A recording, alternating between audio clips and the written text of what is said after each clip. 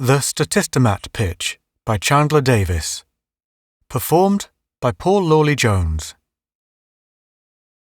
The little salesman buzzed into my hotel room exactly at 10. He must have been waiting in the corridor, ambushing the second hand. I watched from my deep chair in the corner while he slid open his raincoat, lifted it neatly off his back — the casual shrug wasn't his style — and stood with it hanging from his forefinger. With a bright, apologetic smile, he hung it up in the alcove behind the door. I decided not to object to his using the hook without asking. It'd just slow things up. The salesman smiled again, ducked out into the corridor and back in with a flat 24x20 briefcase and a large, oddly shaped suitcase. His presentation charts and a mock-up of the computer, obviously. More apologetic faces, and he sat down. He said, "It was very good of you, Mr. Borch, to give me this chance to tell you about our new personalized statistomat. I know you're a busy man." I raised my drooping eyelids just enough to see him properly. "With all your responsibilities, and I hope I'll be able to answer all your questions on modern estate planning. That's what I'm here for." He smiled as if he were pausing for questions, but he didn't pause. He intoned, "The man of wealth has a special responsibility in our society. He is the trustee of invested capital on which our economy rests. His proud charge is to direct and build his holdings wisely, and natural economic laws have justly placed the nation's considerable estates in the hands of men equal to the charge. At the same time, such men owe themselves freedom from deprivation, and they owe themselves a financial plan adapted to their own, preferences and tastes in freedom from deprivation. This is why we speak of personalized estate planning. Maybe this will be still clearer, Mr. Borch, if we look at an example." Here we go again, I thought, as he hauled a packet out of his briefcase, opened it out into a little stand on the table, and flipped up the first chart. Take the case of Robert Jones, who inherits $25 million from his father. The inheritance taxes are all taken care of by investment incentive deductions, so Mr. Jones has $25 million in liquid assets to invest. Right on the ball, I thought.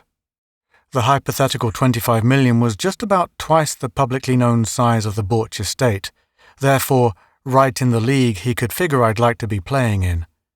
And the hypothetical Jones on the chart, confidently facing the future, was handsome and dignified, but not much more so than I was. Mr. Jones has a wife and one young son. They appeared beside him on the second chart, and they looked very pleasant. The salesman knew Jed Borch was unmarried. He has planned, to his satisfaction, a way of life appropriate to his standing. On the next chart, the Jones family was backed up by a half-acre bungalow, a lake, and wooded hills. His desire is for security, to ensure this pattern of living to himself and his wife, and to his son. His personalized statistomat plans his finances accordingly. On succeeding charts, Jones changed only in subtle lengthening of the firm lines of his face. His wife didn't change at all, but his son sprouted to a 6-footer and the bungalow grew some too. A bar graph superimposed on the picture kept track of the investment. By the time the boy was full grown, it had risen to a modest $100 million. On the other hand, consider Michael Thompson. Starting with the same sum of $25 million, he may just as legitimately view different goals. Mr. Thompson is unmarried and has not yet chosen to what station he will aspire. Chapter 2 of the charts had just as admirable-looking a man, different hair color. I was curious how much Statistomat would finagle for him, but not curious enough to sit through another dozen charts. When the salesman said, "Naturally, he's willing to risk," I interrupted. "I don't want any risk. Can't afford to." I smiled slyly. "Responsibility to society." Of course, but you might be willing, like Mr. Thompson, to, look beyond the more accepted channels of finance for the sake of the larger returns that can be realized by breaking new ground, as it were, participating in pioneering enterprises. Oh, sure. Don't want to miss any bets. So far, you couldn't see anything to complain about in his pitch, considering it alongside the pitch for General Computers Incomac. In fact, it essentially was a General Computers pitch with the brand name changed. Let's get to the point, I thought. I pointed to the odd suitcase. What's that? He was adaptable enough to give up the Michael Thompson story and open up the suitcase, promptly and proudly. Oh, the computer, I said, almost encouragingly. But he didn't let that stand. No, he admitted. This is just a life-size facsimile of the new Statistomat. I'm afraid the real thing is too valuable and too heavy for me to carry around, even to such an important interview as this. How heavy? I'd say about 10 times as heavy as this one, he evaded neatly. Now, on this facsimile, I can illustrate the ideas we've been developing. Here, you see this screen and these knobs? I'll turn this switch on and we can watch this part of it just as if this was the real computer. My surprise was genuine. His demonstration mock-up was a live one. I wished my brother could see it. On this screen, we record your time-dependent utility function. For your convenience, the input is mechanical, but from this point on, all the Statistomat's computing is performed digitally. I said, Huh? Time-dependent utility function, he repeated brightly. Oh, I can't be bothered. All that technical stuff. Leave it to specialists, I muttered, making the trap nice and inviting. But he knew he had to explain. Naturally, only the essentials need your personal attention, he said smoothly. You express in the time-dependent utility function your financial policy, the broad, overall outlines of the course you want to steer. This must come from you. This makes the difference between a Robert Jones and a Michael Thompson. You have a possibility of doubling your investment in a year, let's say. How certain do you have to be of it before you prefer it to a more conservative investment? Even odds? 6-4? Or we might ask a similar question about a 10-year period. You see the point. But it depends on how much I've got. I kicked myself. My brother would not approve my helping the salesman along like that. Yes, certainly. When you have 100 million, an extra million won't seem nearly as important to you as when you have 25. We understand. Our technical expression for this is that the value of money to the investor is not a linear function of dollars. Logarithmic, some say, but that depends on the investor. Whatever relationship you select as a matter of fiscal policy, that is a critical part of the information which you give the Statistomat when you work out your time-dependent utility function, or risk function, as we call it for short. No risk. Can't afford risk. Mr. Borch, I speak with confidence when I assure you that your estate can be subject to as little risk when its direction is assigned to the Statistomat as in any other way. I almost called him on that, until I reflected that he had really made only one specific claim, that you could feed just as excessively conservative a risk function into the Statistomat, if you were compulsively conservative, as you could into the GC Incomac.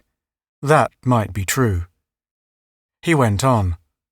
2 of the soundest business research agencies in the country have been invited to inspect all our operations and have okayed us, not once, but repeatedly.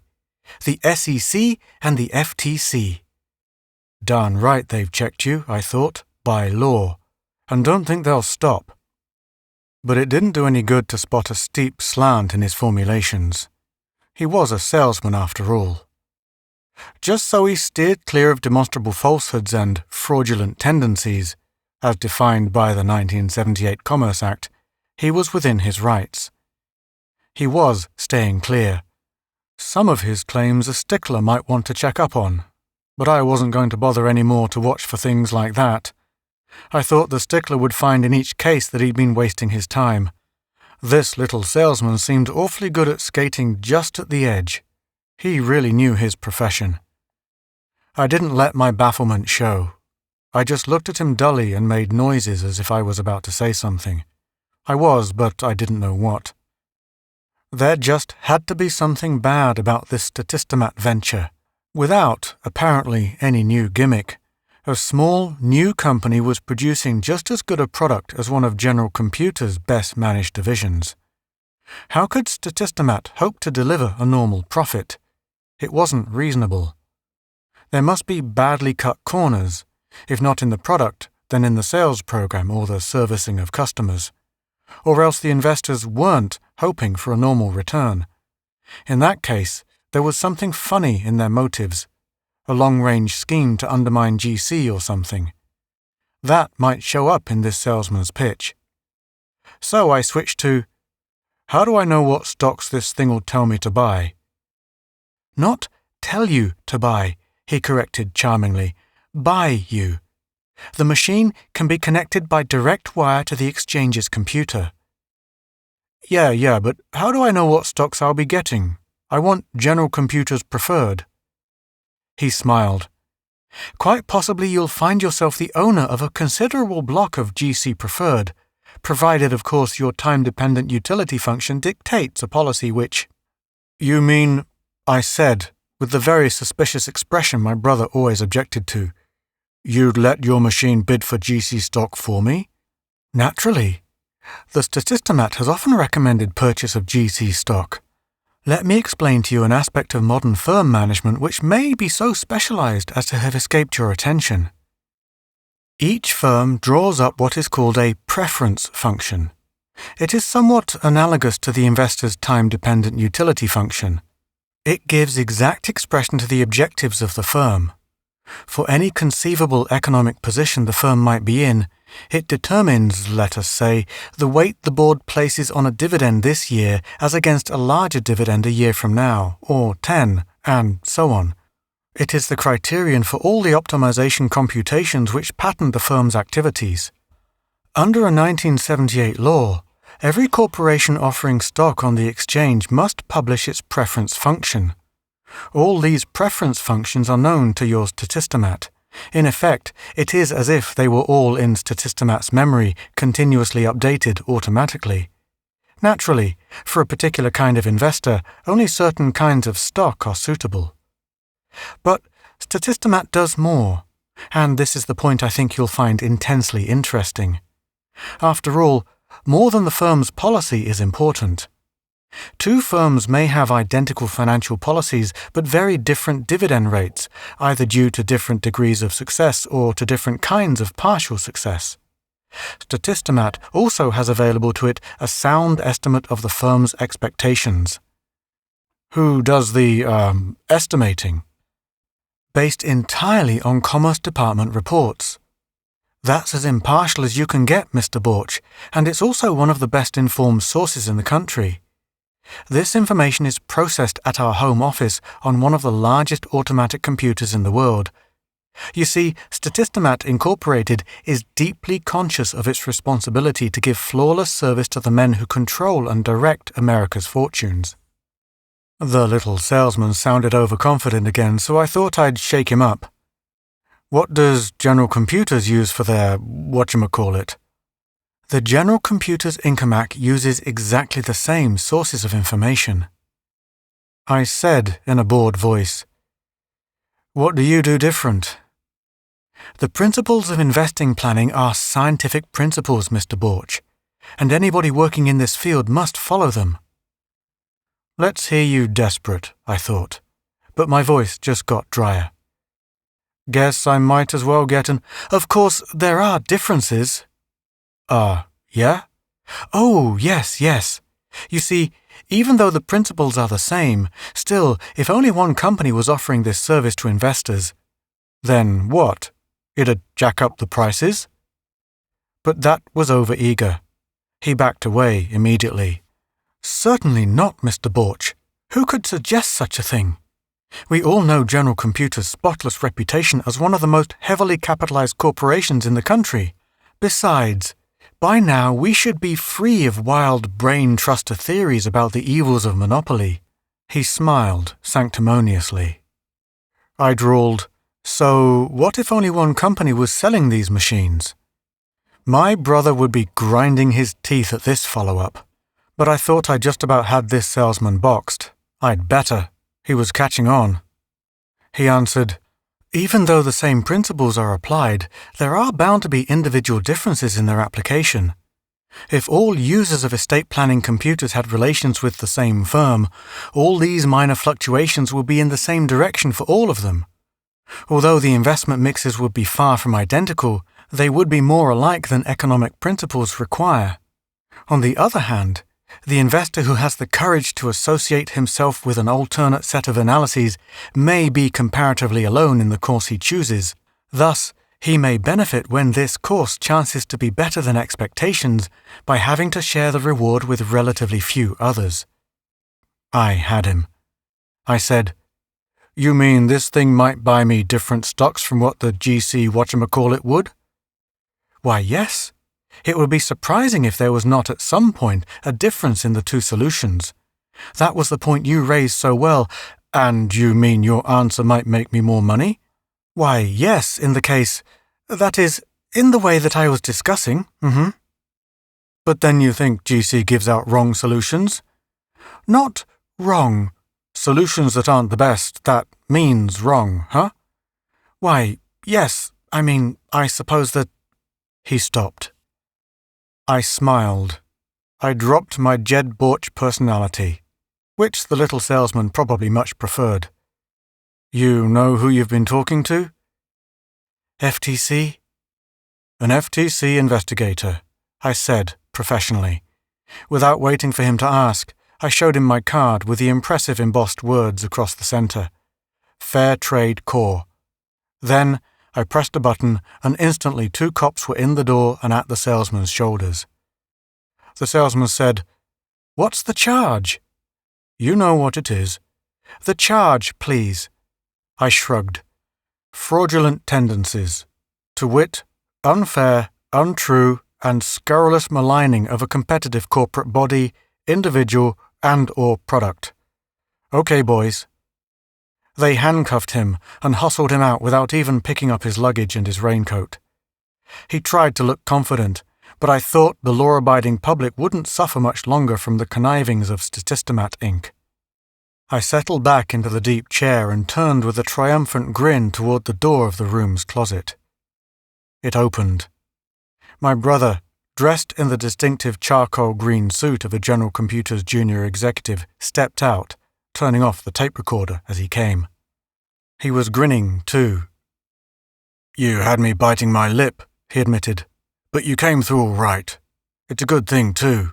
It always gives me a specially grateful feeling when I see society saved from a deviant like that. It's not that there was any danger they would have challenged Incomac's market leadership, but even if they had continued in existence as small as they are now, they would have taken away some customers. Our responsibility to our stockholders is not just to make profit, it is to make the maximum possible profit, to optimize." "Of course." My brother's gaze was distant as his keen mind searched for the deeper lessons of the day's work. He said, "Maybe we should get the public release of those Commerce Department reports discontinued." You have been listening to The Statistomat Pitch by Chandler Davis, performed by Paul Lawley Jones.